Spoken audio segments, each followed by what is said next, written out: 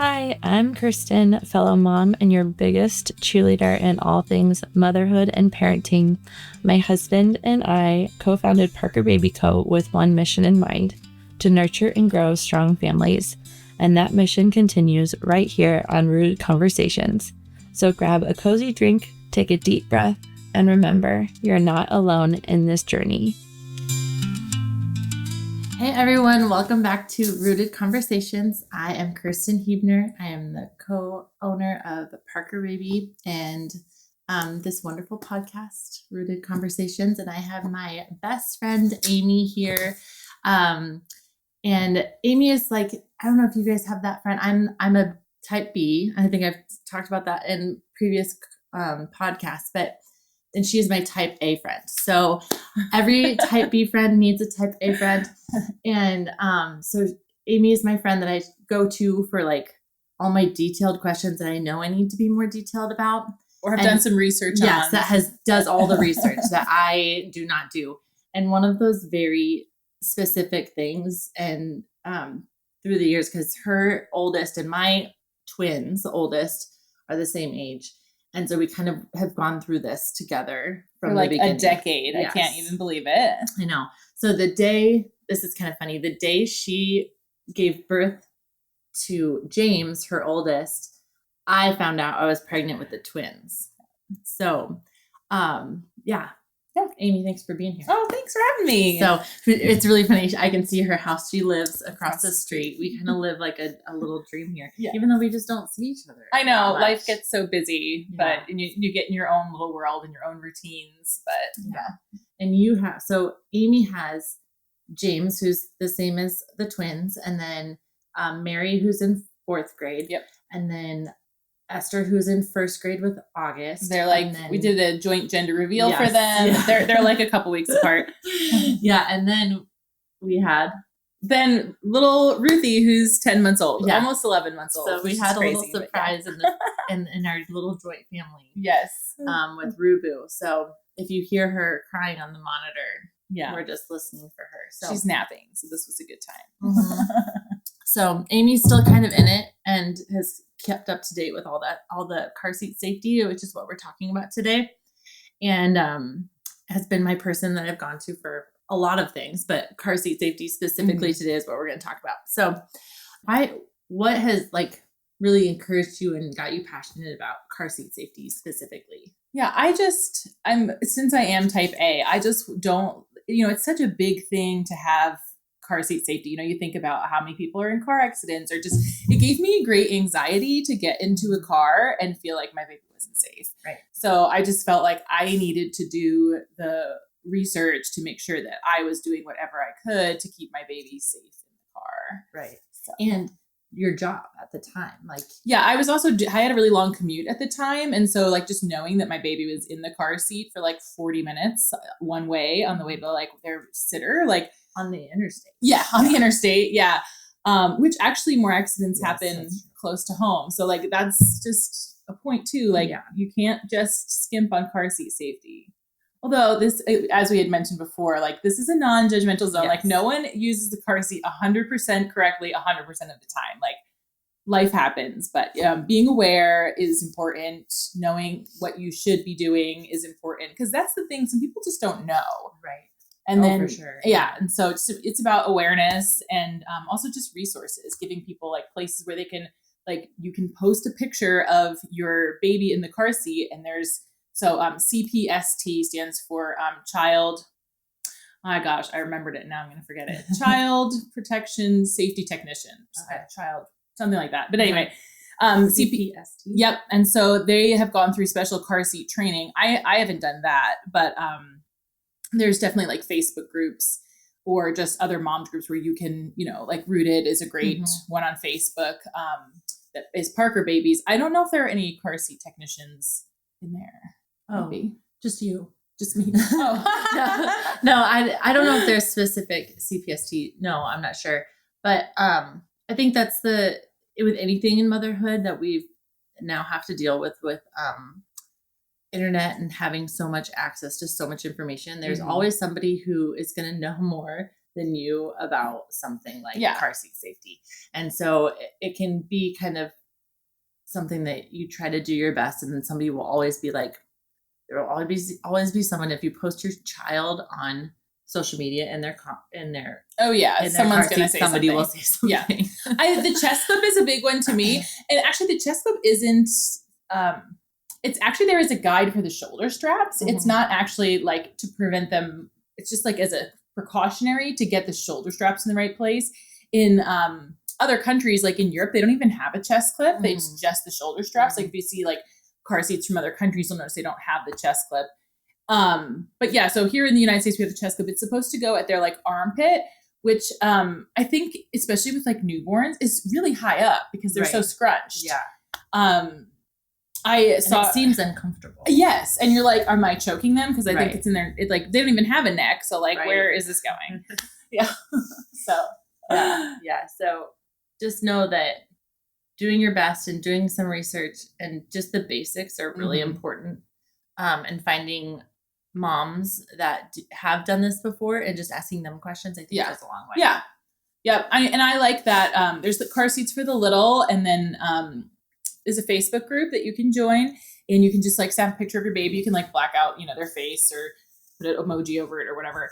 And if you just put a picture, they will like have an actual certified car seat technician respond to your post within 24 hours and tell you what you need to do.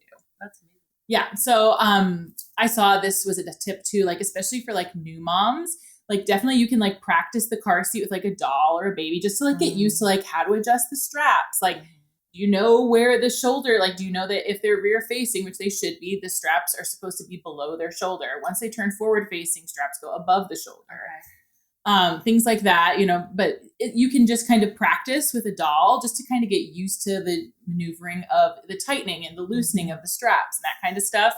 But another good tip I saw was that, like bring the car seat in and like before you're going to go home, like maybe, I know there's so much going on in the hospital. Yeah. Yeah. After you give birth. Yes. Okay. Yeah. After you give birth, like put them in it and take a picture and like post it to that group so that they have time to respond. So you feel confident, like, okay, like, oh, I did have that too tight, or oh, like it does look good. Like, so you have time and they have time to respond so that when you like leave, I know it's like, another thing to remember, but, that's good. But if you're feeling like worried about it or like, I don't, because that was my thing. I just had such anxiety about like, oh my gosh, I'm not doing this right. So yeah.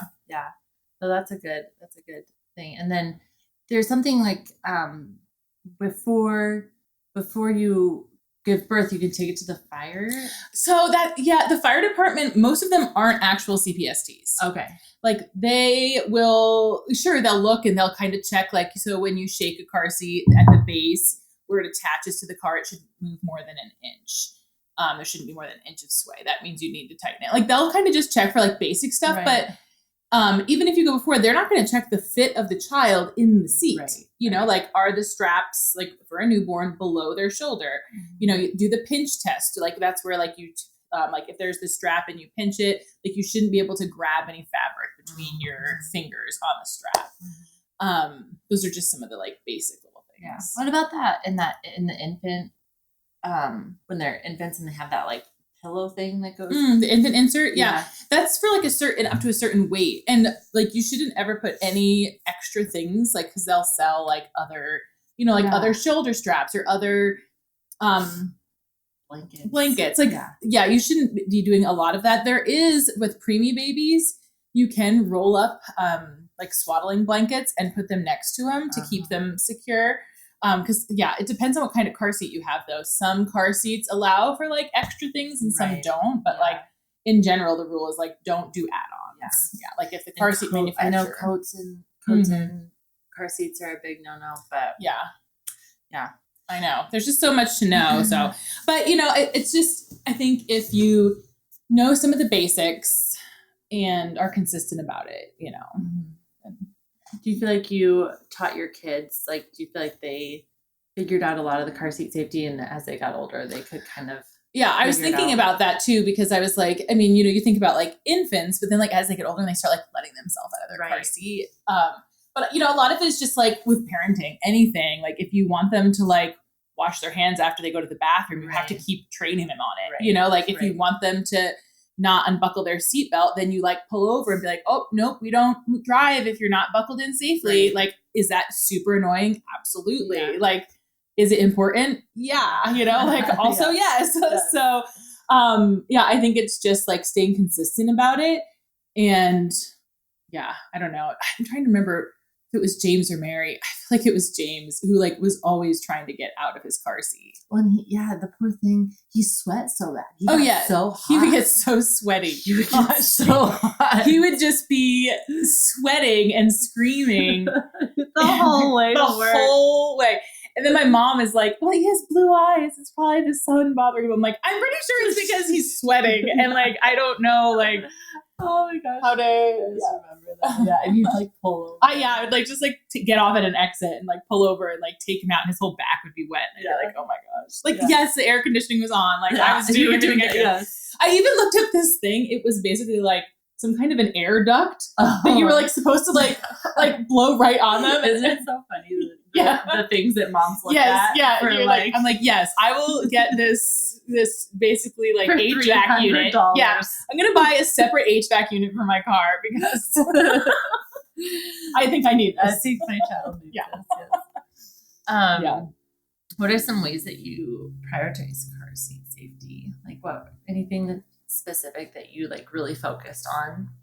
I think it's important to like teach your kids and also your spouse because they're like, putting them in the car just as much. Yeah. So I think just, like knowing some of the basics, like, obviously like reading I know most people maybe don't, but like I actually am the weirdo that like reads the whole manual. You do. I do actually read the manual. I'm also the person that like when I signed the kids up for school, I was like, no, I actually read the entire parent handbook. So I have some questions. Yeah, I did. I know you did. So yeah. And I'm just like, there was a parent handbook? Yeah. So yeah, I'm the person that like reads all the things. So yeah, I think just knowing your car seat, because that's the other thing.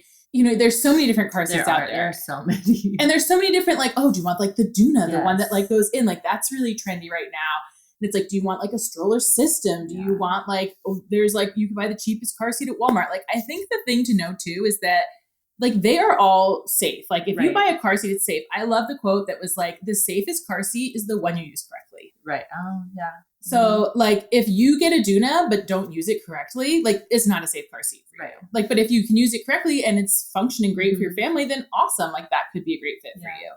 Like, yeah. So I love that quote. Like the safest car seat is the one that you can use correctly most of it. Like 99% of the time. Right. Yeah. Yeah. That's really good.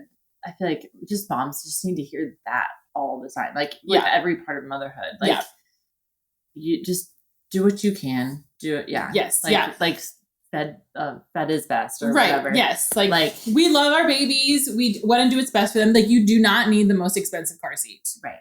Like they are all crash tested. They are all fine. And it's just so hard because there's so much information. Yes. There's so much information out there on car seats. And I mean, I haven't bought a car seat in 8-9 years. Yeah. And I'm sure there's just more now. Yeah, there are. And so Ruth is 10 months old. I did research like, what kind do I want this next time? And I kind of went with like a little bit older school model because it's what I used for our 3 other kids. And like, I was like, no, I want like a separate base. And this, like that's what I wanted because that's what I felt comfortable with. And I knew how to use that correctly. Right. Yeah. So like, I didn't want.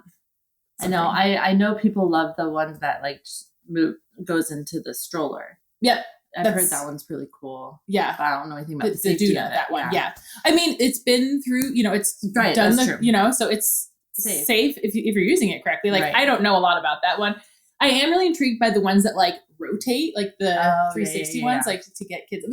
That is more for like maybe when like she outgrows her infancy. Like I could see maybe looking into that. I think that's what's hard too and frustrating about car seats is like the infant seat, and then you have to spend another $100. Yes, $300. Target has their trade-in program. Oh, okay. Tell me more about that. Okay, so you can bring any car seat. It can be expired. It can be anything.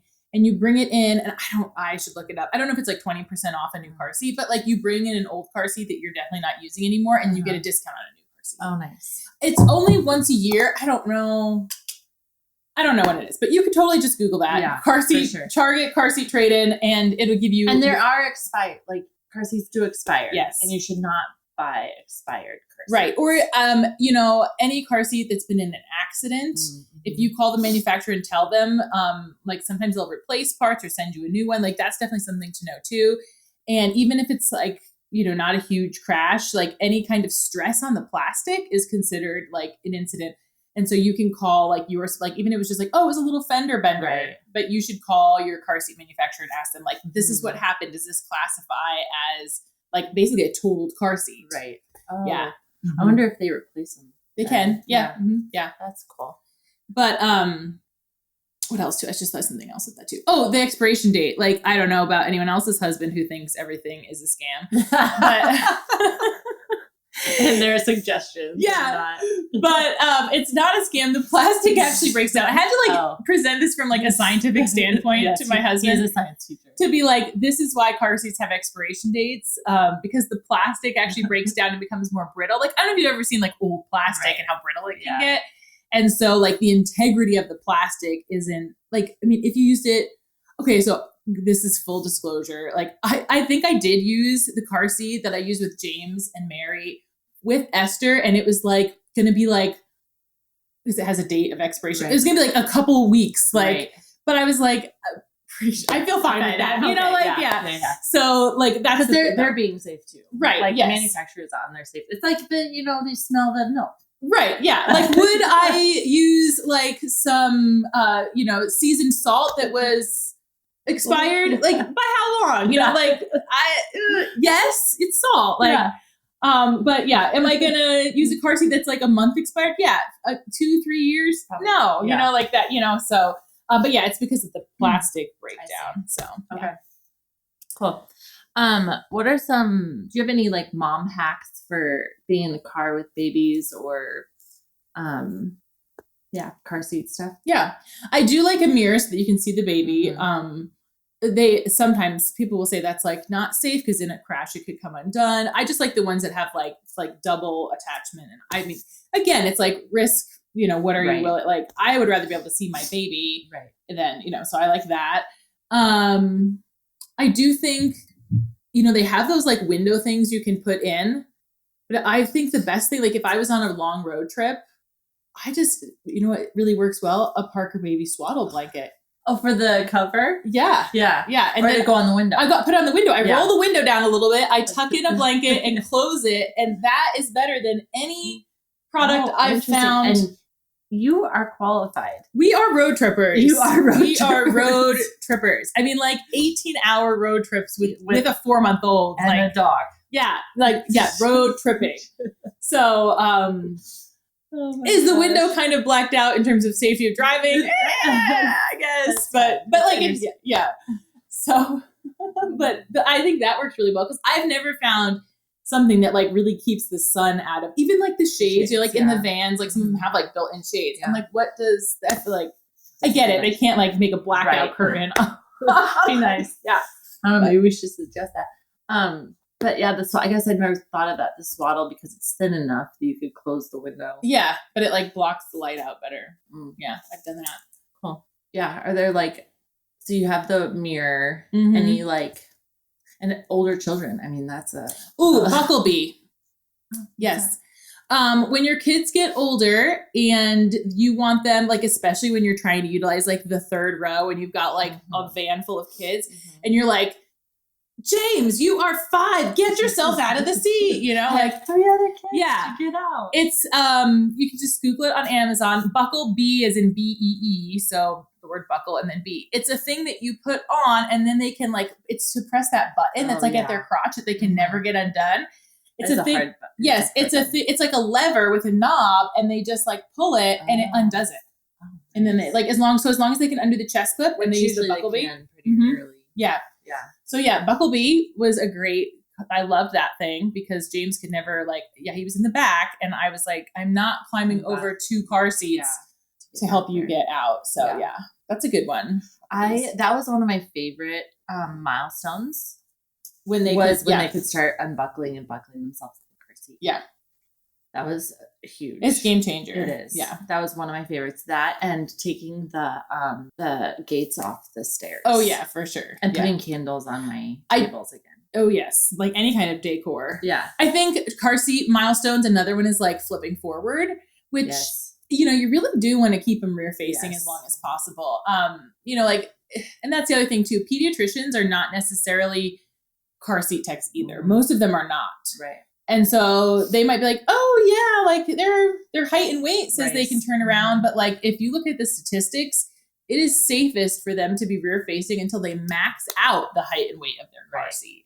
So, for like an infant car seat, obviously they're all rear facing, but once you get them into one of those like convertible car seats where they can be forward or rear facing, I mean, you can keep them rear facing until they're like 3, depending on their height and weight. Yeah. Now we have big kids, so I always kind of had to turn mine around eventually when they maxed out for the rear facing limits on that. But that is another thing I do. It's annoying. I know it's like much easier to have them forward facing, and they are happier forward. You can't like switch them one day and then try to switch them back because they really like being forward facing.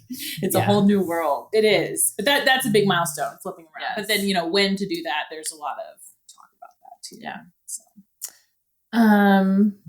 What are some great things to keep in the car? You had the bee. Yeah, the buckle bee is good. You know what is really nice? A diaper caddy. I like that for the car. Yeah. You guys make some great stuff. We do. At Parker Baby. I'm trying to think of I don't know, what would you put in your car caddy? What's in your car caddy? Diapers and wipes because I have a baby now. Mm-hmm. But I used to keep especially for a road trip too, just little toys, travel games and stuff, those little Etch-a-Sketches. They like those, or the boogie boards. Yeah, you know what those are? So okay. Of course you know what those are. Yeah, you have 3 of them at your house. Yeah, No, I'm just probably some socks too. You definitely have some socks. I have James's coat over there, by the way. Oh, perfect. Our stuff is just always traveling back and forth from each house. But obviously tissues, I don't know, a garbage bag.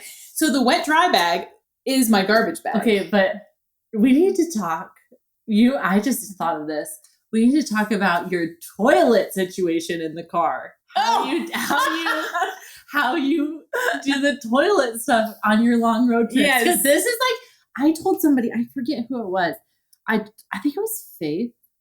I don't remember. I told them about your system. Yeah. And she swears by it. She does it all the time now. So you need to share with the 3 people that listen. Yes. If you're going on a long road trip, and you know what, my kids are older now, my 11-year-old and 9-year-old won't do this anymore. But when they were little, I mean, we've been taking road trips since they were 4 months old, across the country. They're both teachers. So we all summer we would just take long road trips. So a travel potty, and then I take a gallon. You have a whole box of gallon Ziplocs and a bunch of plastic grocery bags, which if you're in Colorado are kind of hard to come by. But come to Nebraska. Yeah, we got them. We got them here. So I would take a plastic grocery bag, underneath the potty, put the plastic grocery bag, then a Ziploc bag, and then a diaper. The largest diaper you can find. You can even use adult diapers. If you really, a size 6 always worked fine. So I would just put that underneath and then put the lid of the training potty on top. And then when they go to the bathroom, they're going on the diaper. And then you just roll that up, Ziploc it, and take it out. I just liked the double. The reason for the other grocery bag is just in case something splatters. Yeah. Just an extra insurance. Yeah. And then and then you don't stop. I don't know. We don't stop. Yeah. And you guys go through the night. And yeah. So we're car seat safety. You're on the interstate. Don't stop and go to the bathroom. Just pop out of your car seat and pee while you're driving. So much safer. Pull over. Yeah, you should pull over. But even just getting off at an exit and doing that instead of having to get everyone out, or it's the middle of the night, or you know how kids are you just got gas in the bathroom and you get back on and they're I have to go to the bathroom. Yes. And so it's to just be able to quickly pull over and do that is, or even just that at parks. An older kids sports events. Yeah. And parks. Yeah. Yeah. I one time saw a black widow spider in the porta potty at a park in Colorado. I feel like I was with you. And it was that Tall Man Gulch park. Yes. And there was literally a black widow spider in the porta potty. And I was like, absolutely not. I cannot. Go back to the van and let's use the travel potty. So yeah, that's a good car hack. Just having that's like my favorite thing ever. Yeah, it works great. Yeah. I mean, even when my kids were like 5, they would didn't have any shame about using the car potty. Yeah. I mean, when you gotta go. Yeah. Because I mean, you can do number 2s on it. Yeah. It's a little rough. I mean, not me, but the kids can, Yeah. No, because that is that's the worst thing about being in the car for so long. I feel like it's like with so many kids. Yes. It's like just constant. And then their bladders are just they're like when they have to go, it's like, I have to go right now. Right. Here's another tip too. When you're potty training, get the puppy pads and just cut a little slit for where the buckle goes and put that underneath where they're sitting in the car seat. It's thin enough, it's not like you can't put bulky things between the car seat and then like winter coats and stuff, because the reason is that then you have to loosen the straps in order to get them to fit. And then they're not getting a snug, tight fit. But like a puppy pad sitting on it is you're not gonna have to change the tightness of it. So yeah, so I've done that before too, where you're driving for a little while and you're just like, they're pretty well potty trained, but like if they fall asleep, and you're like, darn, no, I don't want them to have an accident in the car seat on this road trip. Yeah. So yeah, you can I just put a little slit in like a puppy pad and then put that underneath the car seat. So they're sitting on that. So at least. So you don't have to clean a car seat. Yeah. You can just kind of bundle that up and. That also works for pukey kids too. I was just gonna say that. Mm-hmm. Yeah, it's like driving in the mountains in Colorado. I feel like there's always a kid that's gonna puke. Yeah. So if you have a known puker or something, that can kind of protect your car seat, because that's the other thing. You can't get cleaning car seats is a whole other thing. Oh my gosh! I mean, you can wash some of it, but the straps, you're not supposed to get totally saturated. Mm-hmm. You can use a toothbrush and kind of surface clean it, but you're not supposed to get it completely saturated. Yeah. So, car seats. Yeah. So you've got one in car seat? I've got the baby in a car seat, and then Mary and Esther are still in boosters. Yeah. Yeah, there's a 5-point safety step you're supposed to check before they are out of car seats. Yeah. And a lot of this depends on your vehicle too. The car seat lady, I believe, is the one. Oh, on Instagram? Yeah, she has a really good website that you can go to and find your make and model of vehicle. Oh. And she has car seat recommendations and also placement in the car. Oh yeah. Because I think we're overall behind the driver is one of the safest spots, but your vehicle can have safer spots. My van, the third row is the seat belts are in a weird location, and so there's certain boosters or car seats that work better back there than others. Oh, interesting. Mm-hmm. Yeah. The reason I also know why the behind the driver is the safest spot is because of the office. Dwight sits behind. Yes. Anyways, that's one of my favorite episodes. I've seen a lot of them, but I'll have to show that one to you sometime. Yes. That's funny. Okay, well, I think that's about it. Is there anything else you can think of? I mean, just with all motherhood, it's if you're not sure, ask. Or just do some research if you're obviously we all want to keep our babies safe. Right. So, yeah. And there's lots of, find a friend that's not going to judge you for asking. Absolutely. Yeah. And also sometimes it's, if someone mentions something, it's usually out of love. I know it's hard to be you feel especially when you're a new mom, you feel like you're not doing anything right. Mm-hmm. That can be overwhelming to just think of another thing to do, but try to figure out, if there's a real non-judgmental place is one of those Facebook groups where you just take a picture and post a picture. You can even do videos and they'll just be hey, you need to tighten that strap or move the chest clip up or, so there's lots of resources out there. That's great. Well, thanks, Amy. Yeah. Thanks for having me. Yeah. Next month, we do not have somebody lined up yet for a guest. So we're going to put a poll out on social media. If there's somebody you guys want to see or something you guys want to talk about, and let us know. And that's about it. So this is just another step in nurturing and growing strong families. And we're just here to help, and just glad you're here. So thanks, Amy. Yeah, thanks for having me. And we'll see you next time. Thank you so much for tuning in to Rooted Conversations. I hope this episode reminded you that you're growing. You're growing a strong family, and you're growing as a parent. One moment, one choice, and one hug at a time. I'll see you next time.